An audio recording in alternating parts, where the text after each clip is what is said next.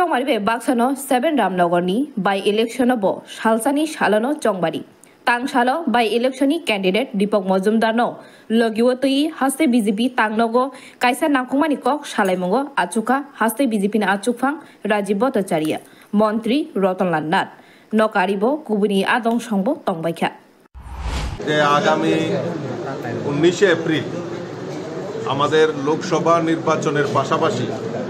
আমাদের 7 রামনগর বিধানসভারও উপনির্বাচন সংগঠিত হবে। এই উপনির্বাচনেও ভারতীয় জনতা পার্টির প্রার্থী হিসাবে আমরা সুনুদার আমাদের যিনি সেখানে প্রয়াত প্রাক্তন বিধায়ক সুরজিৎ দত্তের অনুগামী হিসাবে যাকে আমরা বিশেষভাবে চিনি,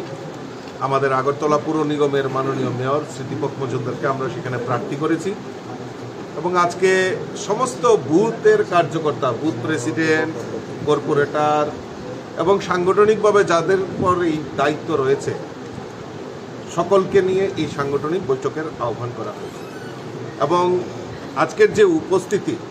এবং বুথ প্রেসিডেন্ট থেকে শুরু করে যে সমস্ত কার্যকর্তারা এখানে উপস্থিত হয়েছেন তাদের যে উচ্ছ্বাস, তাদের যে উৎসাহ, আনন্দ, সেটা দেখে আমি নিশ্চিত হয়ে গেছি যে আর কেউ ধারে কাছে নয়, আমাদের মাননীয় দীপক মজুমদার যিনি মেয়র উনি সেখানে বিপুল ভোটে জয়ী হয়ে আমাদের পদ্মফুল সেখানে ফোটাবে, সেটা আমি সুনিশ্চিত হয়ে গেছি। এখন আজকে আমরা বৈঠক করছি যে সাংগঠনিকভাবে ঝাঁপিয়ে পড়ে, কারণ আমার এই দেবদুর্লভ কার্যকর্তারা দীর্ঘদিন ধরে কাজ করছেন এবং আমাদের মূল যে লক্ষ্য আমাদের মোদিজিকে দেশের প্রধানমন্ত্রী বানানো এবং পাশাপাশি আমাদের এই 7 রামনগরে উপনির্বাচনে আমরা দীপকদাকে ভালো ভোটে যাতে আমরা জিতাতে পারি সেই পরিকল্পনা আজকের এই বৈঠক থেকে নেওয়া হবে। আগরতলা নিসিমি প্রণব নিকথম ব্যুরো রিপোর্ট।